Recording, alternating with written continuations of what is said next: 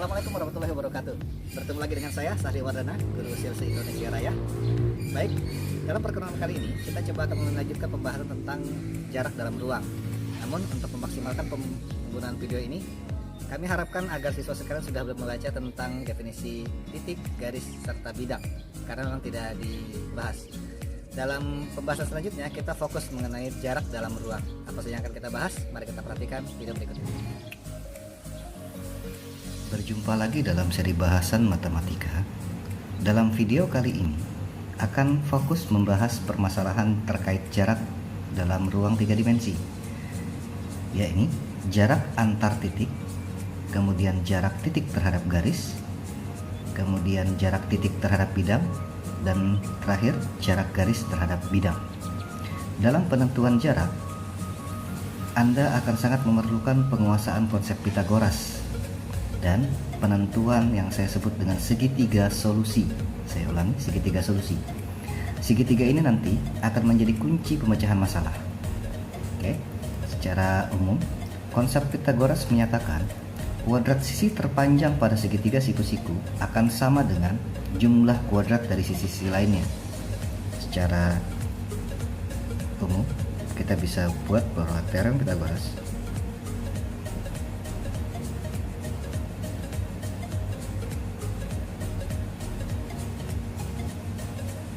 seharusnya ada sebuah segitiga siku-siku, katakanlah siku-siku di sini, maka kuadrat sisi terpanjang ini akan sama dengan jumlah kuadrat sisi-sisi lainnya. Kalau di sini A akar P dan di sana ada A akar Q, maka sisi terpanjangnya adalah A akar P tambah Q. Nanti bisa dibuktikan bersama. Kemudian dari konsep Pitagoras ini kita bisa menurunkan teorema pada kubus. Misal kita punya kubus,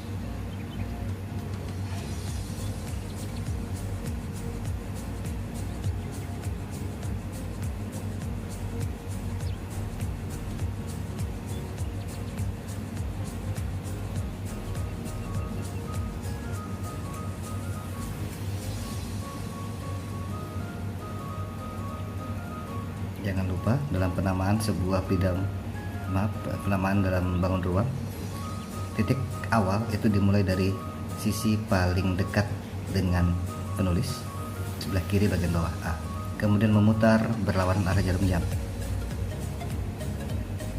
Selanjutnya titik berikutnya itu adalah jajar dan juga berputar berlawanan arah jarum jam. Oke, dalam kubus ini kita kenal dengan istilah diagonal sisi, ada juga diagonal ruang. Contoh diagonal sisi bisa AC, bisa BG sisi sebelah kanan, bisa ED sisi sebelah kiri, bisa juga FH sisi di atas, dan seterusnya. Kita juga kenal diagonal ruang AG, EC, DF maupun HB. Nah, melalui teorem Pitagoras kita bisa buktikan bahwa diagonal sisi adalah sisi atau rusuk kali akar 2, yang nanti akan saya, biasanya beberapa sumber akan menggunakan istilah A akar 2 dengan A adalah panjang sisi. Kemudian diagonal ruang adalah sisi dikali akar 3. Dalam kubus ini juga kita punya teorema, kita kenal teorema bidang diagonal.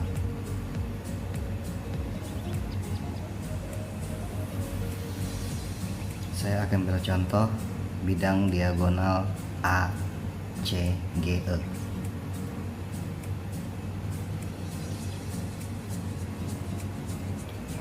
Kemudian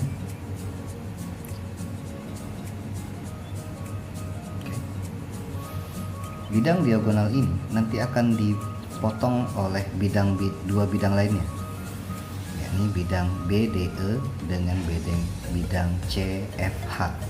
Saya akan berikan gambaran bidang BDE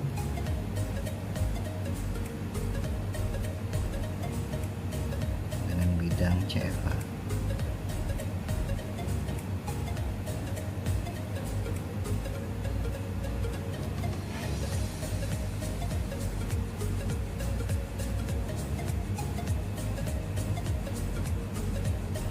Nah, kalau kita pandang kubus ini dari salah satu sudut sedemikian sehingga penampang yang sejajar dengan arah pandang kita adalah ACGE, maka kira-kira tampak seperti ini.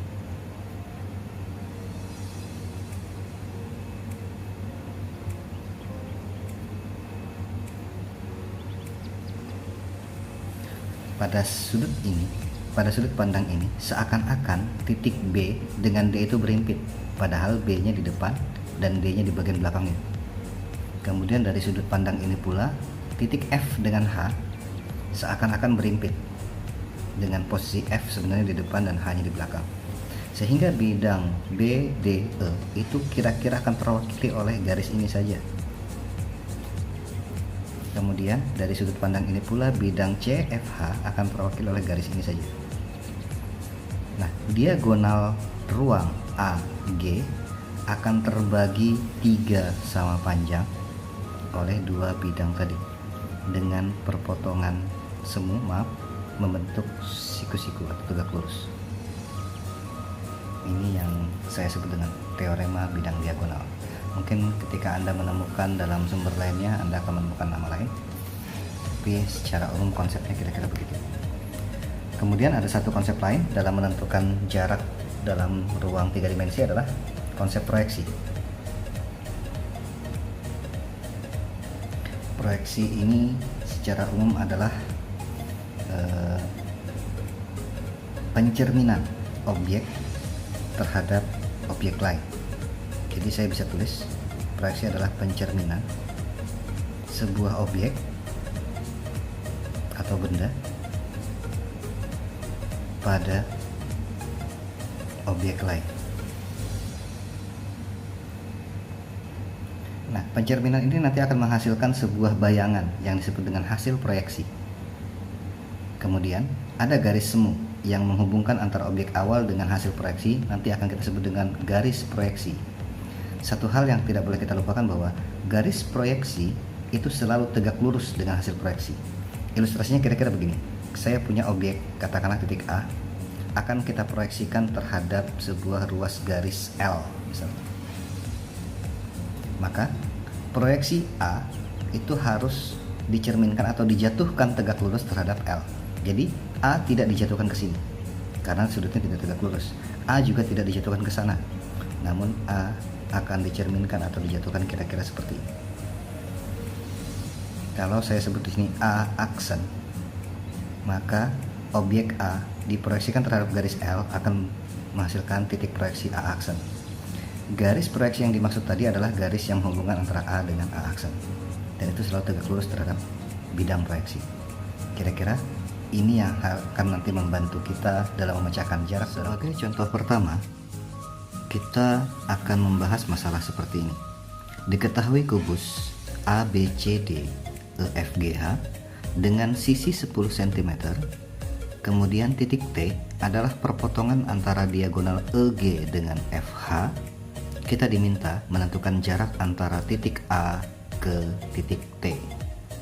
Nah, untuk menyelesaikan masalah ini, langkah pertama yang harus kita lakukan adalah membuat sketsa gambar dari bangun ruang pada soal. Kita buat dulu, karena diminta kubus, kita bentuk sebuah kubus.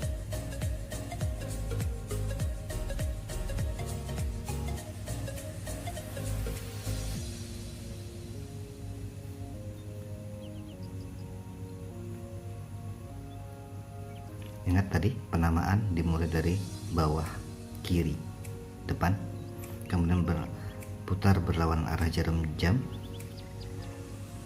kemudian di atasnya wajib titik berikutnya. Nah, diketahui dalam soal bahwa titik T adalah hasil perpotongan antara diagonal EG di atas ini, kemudian FH di atas itu. Perpotongannya disebut dengan titik T. Kita diminta menentukan jarak antara A ke T, sehingga solusi dari masalah ini adalah ruas garis yang menghubungkan A menuju T. Saya tebalin aja sekalian garisnya. Oke. Jadi panjang ruas garis AT merupakan solusi. Sekarang kita tinggal melibatkan salah satu titik tertentu lain sehingga kita bisa menemukan segitiga solusi dalam memecahkan masalah ini. Nah, segitiga solusi itu bebas.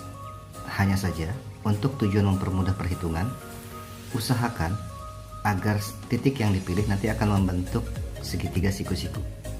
Jadi kita bisa memilih proyeksi titik T ke alas sehingga menjadi segitiga siku-siku. Kita juga bisa memilih proyeksi titik T ke garis EH. Kita juga bisa memilih proyeksi titik T ke ruas garis AD, ke rusuk AD. Atau yang paling nampak kita bisa memilih titik E. Oke, saya akan coba pilih titik E. Sehingga segitiga solusi yang kita temukan adalah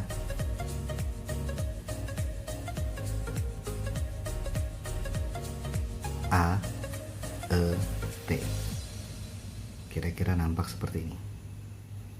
Yang perlu kita ingat bahwa segitiga solusi ini kita wajib memandangnya sebagai segitiga sembarang dulu.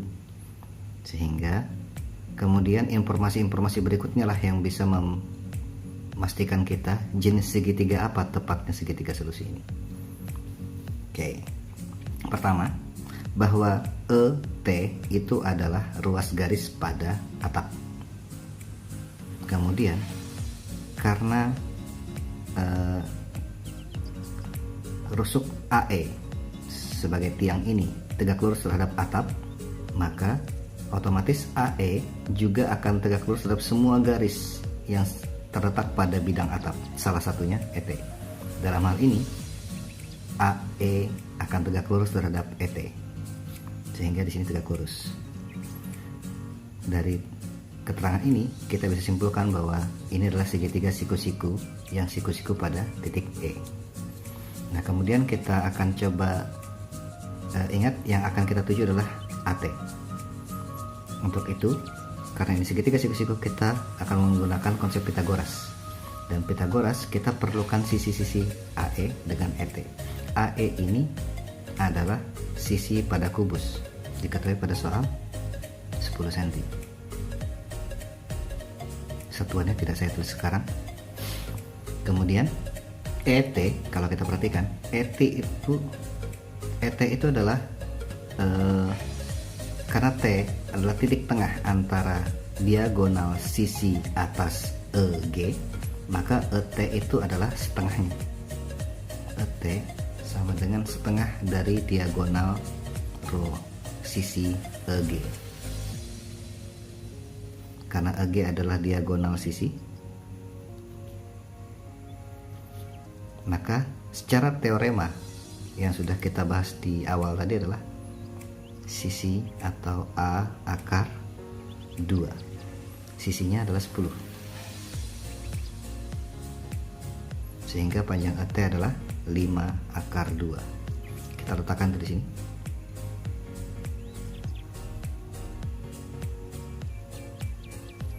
Nah, dari keterangan ini kita bisa menentukan panjang ET. Perhatikan, saya akan gambarkan di sini agar lebih mudah.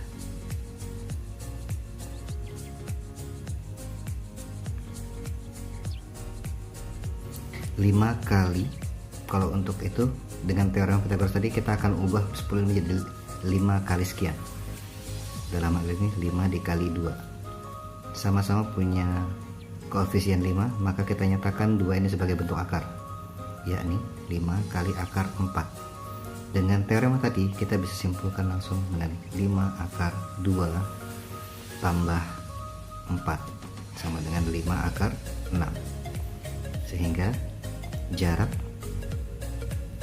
A ke T adalah 5 akar 6, satuannya disesuaikan cm. Oke, tidak sulit. Berikutnya, pada kubus ABCD EFGH dengan panjang sisi 12 cm, kita diminta menentukan jarak antara titik C terhadap ruas garis AG. Baik, seperti tadi, langkah awal adalah membentuk sketsa masalah. Masalah kita pada kubus, maka kita gambar dulu kubusnya.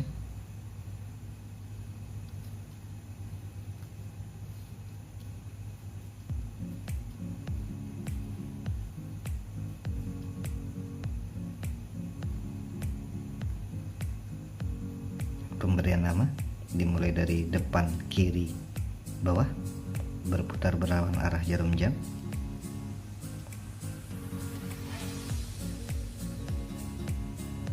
Oke, ini ruas garis AG yang kebetulan adalah diagonal ruang. Kemudian kita diminta menentukan jarak antara titik C terhadap ruas garis AG tadi. Nah, solusi di sini atau jarak C terhadap garis AG adalah jarak antar titik C terhadap proyeksi titik C ini terhadap garis AG. Kira-kira seperti itu. Jadi nanti kira-kira seperti ini. Dari ilustrasi ini kita bisa dengan mudah menemukan segitiga solusi adalah segitiga solusi ACG.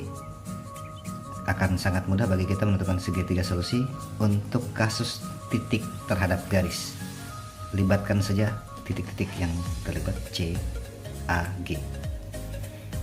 Segitiga solusinya yakni segitiga A, C, G. Kita gambar di line. Saya ingatkan kembali bahwa segitiga solusi belum bisa dipastikan jenisnya. Kita pandang sebagai segitiga sembarang dulu. Kemudian kita coba analisis apa tepat jenis segitiga ini.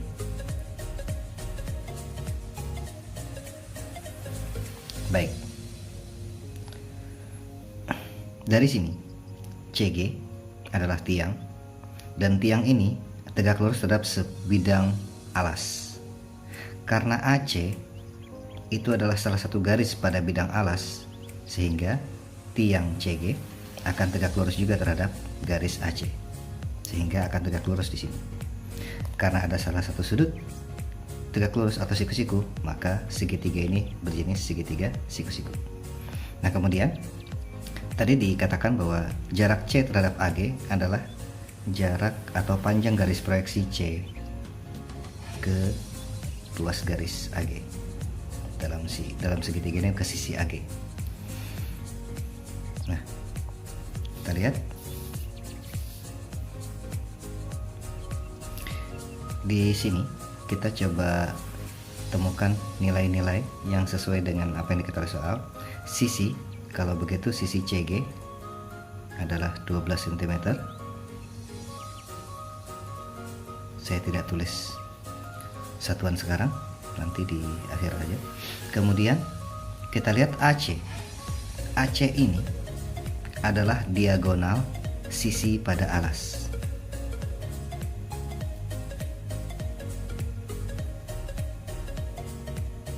Sehingga AC adalah sisi dikali akar 2. Dalam hal ini 12 dikali akar 2. Kemudian AG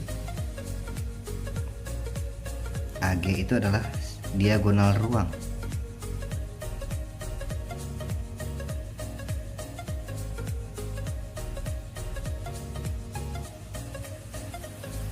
Dalam teorema di depan tadi bahwa diagonal ruang adalah sisi dikali akar 3. Dalam hal ini 12 dikali akar 3. Jadi AC 12 akar 2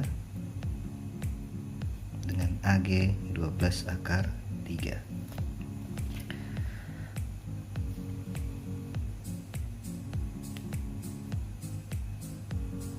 Kemudian kita coba perhatikan, karena kita beri nama misalnya di sini titik M misalnya.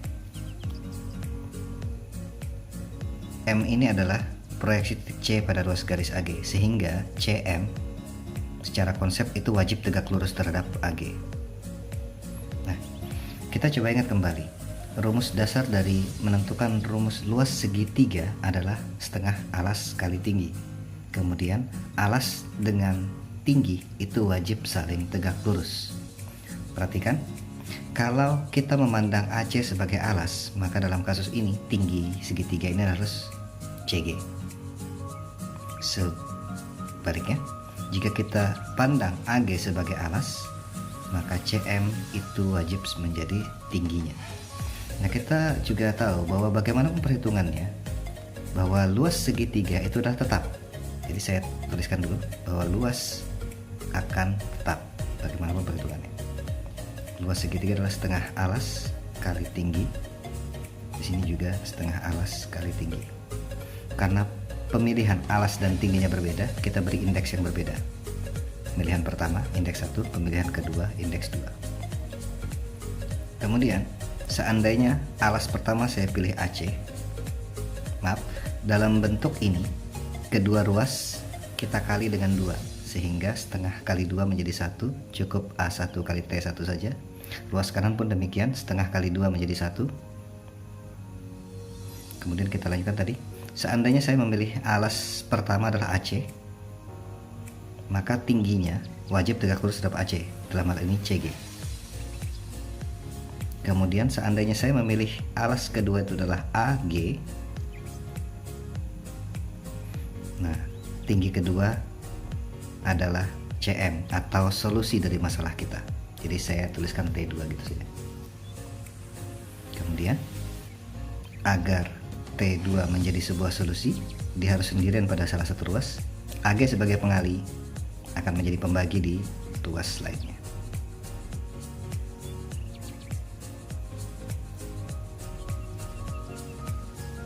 Oke, tinggal kita masukkan saja nilai-nilainya. AC tadi adalah 12 akar 2. CG adalah sisi, dibagi dengan AG adalah 12 akar 3. Habis bukan? Sehingga tinggi adalah akar 2 kali 12 per akar 3. Selesai sebenarnya, tapi belum baku. Dalam bentuk baku sebuah jawaban akhir harus bentuk rasional, dan rasional tidak mengenal bentuk pecahan dalam penyebut. Untuk itu kita kalikan dengan sekawan, dikali dengan akar 3 per akar 3. Bentuk akar boleh dikalikan sehingga menjadi 12 akar 6 per akar dari 9, 3. Terakhir T2 adalah sederhana dari 12 bagi 3 dengan satuan disesuaikan pada soal cm. Oke, sehingga jangan lupa dalam bentuk soal permasalahan kesimpulan, jarak C ke garis AG adalah 4 akar 6 cm.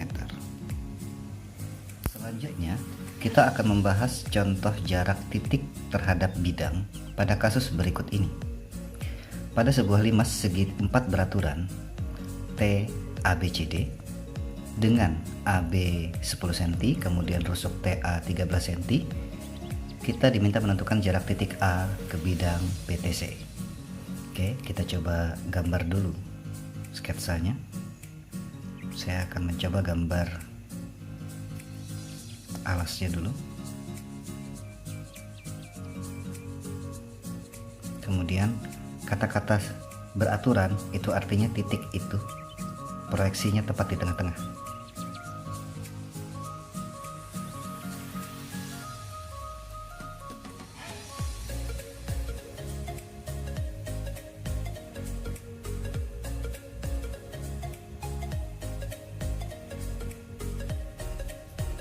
Beri nama A, B, C, D, kemudian titik P.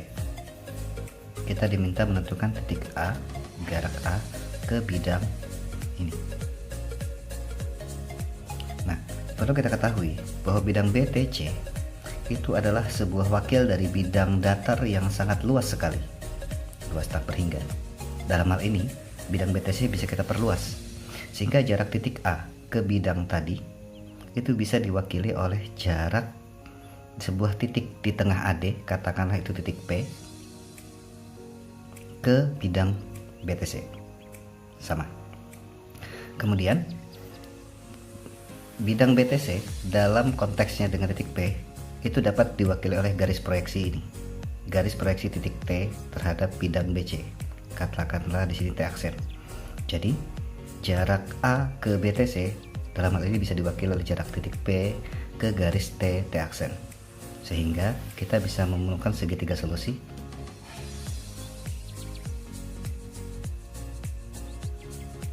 yaitu P, T aksen.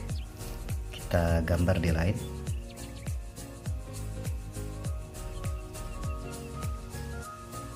Di sini titik P-nya, T, kemudian T aksen.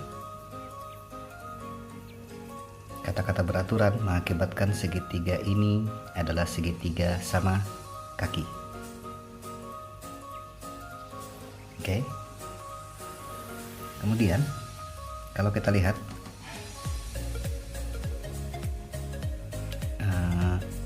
T, kita akan mencoba menemukan ukuran dari segitiga solusi ini. P, T itu sama-sama titik tengah. P titik tengah AD, sedangkan T aksen, T aksen itu titik tengah BC, sehingga P, T aksen itu akan sama dengan AB, sehingga di sini juga 10 cm. Nah, kita akan mencari panjang T ke T aksen. Kita perhatikan segitiga bantuan ini, T, B, T aksen. Segitiga bantuan, saya katakan bantuan karena ini membantu menemukan jarak T ke T aksen atau T ke P. Yang tampak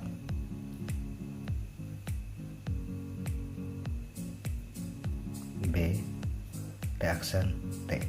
Karena T aksen adalah proyeksi T ke garis BC, maka di sini wajib tegak lurus karena dia merupakan titik proyeksi. Kemudian kita coba lihat TA itu sama 13, karena beraturan mengakibatkan TA dengan TB, TC dan TD itu sama, sehingga TB juga 13. BC 10, maka BT aksen adalah setengahnya, sehingga di sini 5. Dengan konsep Pitagoras, T aksen itu sama dengan akar dari terpanjang dikurang sisi lainnya. 5 kuadrat bernilai 12, sehingga kita punya 12.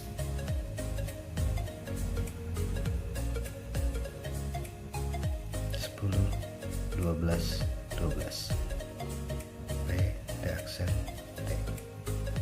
Kita diminta menentukan jarak ini.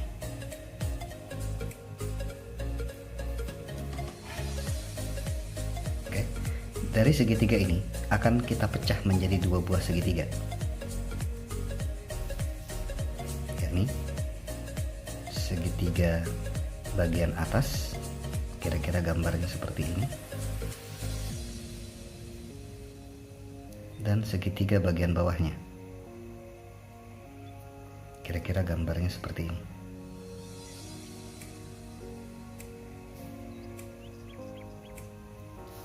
Oke, bisa dibayangkan ya.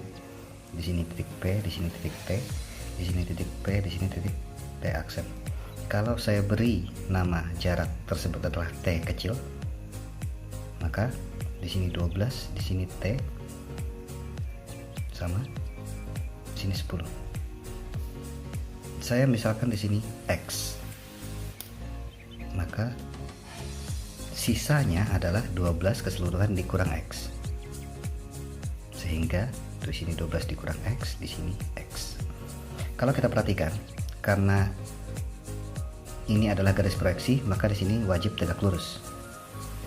Nah, karena mereka tegak lurus, sehingga menjadilah 2 buah segitiga siku-siku. Dalam segitiga siku-siku tentu akan berlaku teorem Pitagoras. Kita ingat bahwa panjang T kecil di sini sama karena berasal dari garis proyeksi, sehingga dalam hal ini T sama dengan, betul kan? Kemudian kita kuadratkan. Kemudian kita lakukan proses Pitagoras. Untuk ruas sebelah kiri kita ambil acuan dari gambar yang di atas, dalam hal ini 12 kuadrat dikurang 12 dikurang X dikuadratkan. Sedangkan yang ruas sebelah kanan kita ambil segitiga yang bagian bawah ini, sisi terpanjang dikurang X kuadrat. Kita coba jabarkan ruas sebelah kiri. Jabaran ini 2 kali 12 kali negatif X, negatif X berkuadrat, positif X kuadrat. Ruas kanan negatif milik semuanya, konsekuensinya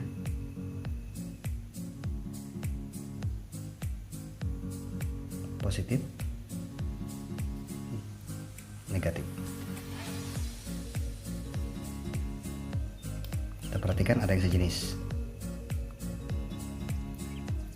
dan saling menghabiskan, bukan? Kedua ruas sama-sama ditambah X kuadrat sehingga ini juga habis. Bersisa 24X sama dengan 100, X sama dengan pengali menjadi pembagi. Sederhananya kalau kita sama-sama bagi 4. Oke. Karena ini bukan jawaban akhir, saya tidak akan mencari panjang persisnya. Kita akan mencari solusi T. Silahkan pilih salah satu yang kita anggap lebih sederhana. Saya akan memilih yang sebelah kanan. Saya akan menunjukkan di sini. T kuadrat sama dengan 10 kuadrat dikurang X kuadrat. Kita substitusi X nya 10 kuadrat dikurang X nya adalah 25/6 berkuadrat. 10 kuadrat, pecahan dikuadratkan, pembilang dikuadratkan, penyebut juga dikuadratkan. Pengurangan melibatkan pecahan mengharuskan kita menyamakan penyebut. Per 1 menjadi per 36, maka pembilangnya harus dikali juga dengan 36. 36 tetap menjadi 36, maka pembilangnya juga tetap. Hasil pengurangan ketika penyebut sudah sama, maka pembilang boleh dikurangkan, menghasilkan 200.975 per 36. Namun ini masih T kuadrat, sedangkan solusi kita adalah T saja.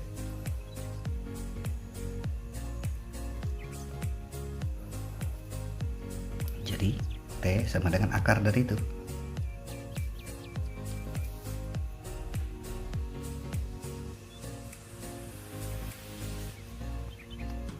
Kalau kita menyederhanakan, kebetulan 2.975 itu bisa difaktorkan. Yang salah satu faktornya bisa diakarkan, yakni 25 dikali 119 per 36. Kita akan akarkan yang bisa. 25 diakarkan menjadi 5, posisi sebagai pembilang. 36 diakarkan menjadi 6, posisi sebagai penyebut. 119 tidak bisa diakarkan, biarkan dia dalam bentuk akar. Oke, tinggal kita simpulkan. Jaraknya A ke BTC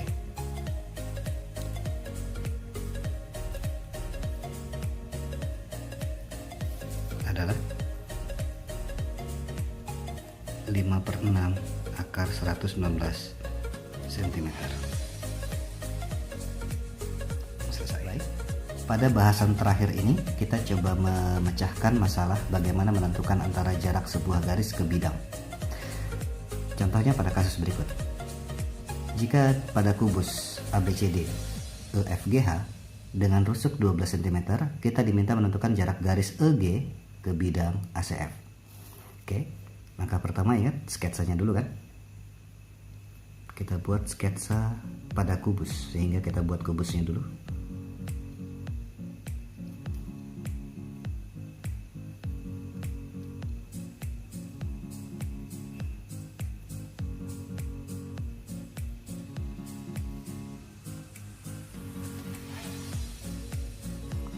Pemberian nama, jangan lupa.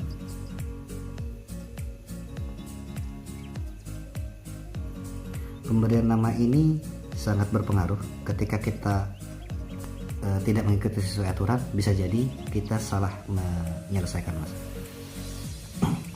Oke. Garis EG yang dimaksud adalah ini. Sedangkan bidang ACF adalah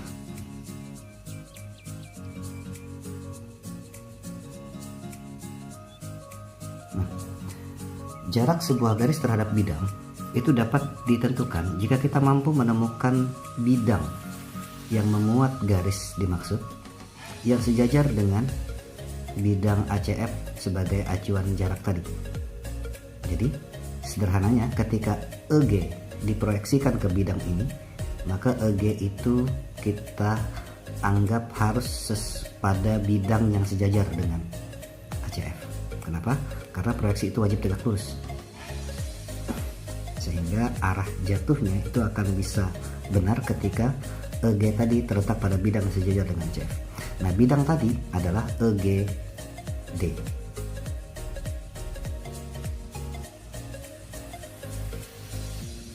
Oke, bisa dibayangkan? Sekarang coba kita lihat bidang diagonal BDFH atau BDHF, maaf. Bidang BDHF diagonal itu kita coba letakkan dalam tampilan frontal kita.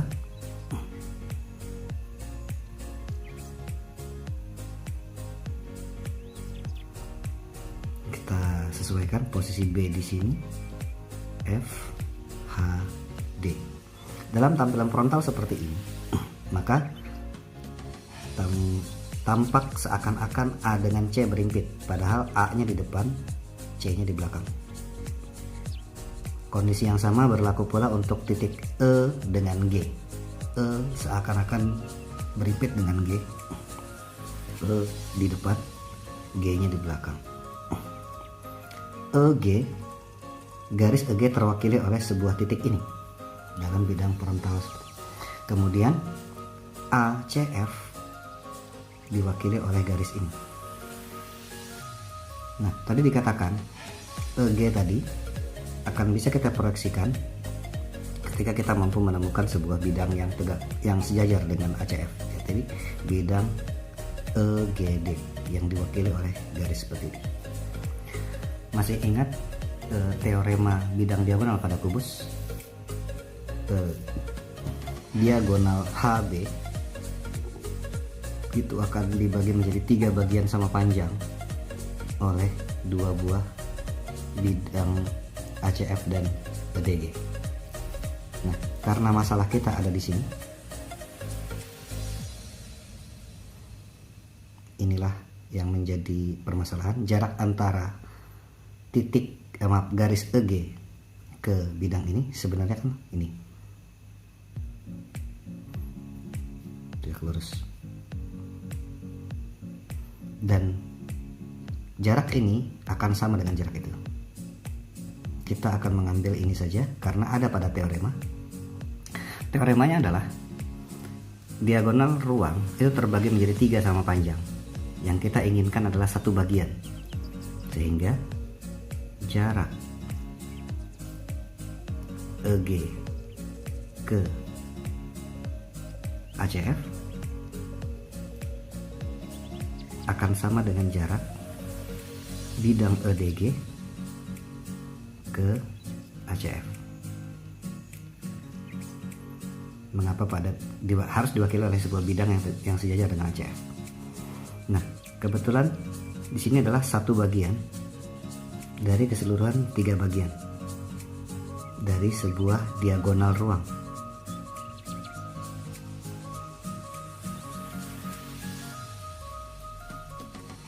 HB. Dalam teorema pada kubus, diagonal ruang dirumuskan sebagai sisi dikali akar 3. Panjang sisinya 12 cm. Sehingga sederhananya kita tidak boleh membagikan ini karena di sini di dalam akar, di sini di luar akar tidak sejenis. Yang selevel 4 akar 3 dengan satuan cm. karena ini sebuah kalimat bersambung, maka ini sudah bisa dijadikan sebagai kesimpulan. Oke, demikian pembahasan dari jarak pada ruang. Semoga makin membuka pikiran kita bahwa jarak dalam ruang tidak serumit yang dibayangkan. Selamat mencoba, siswa sekalian.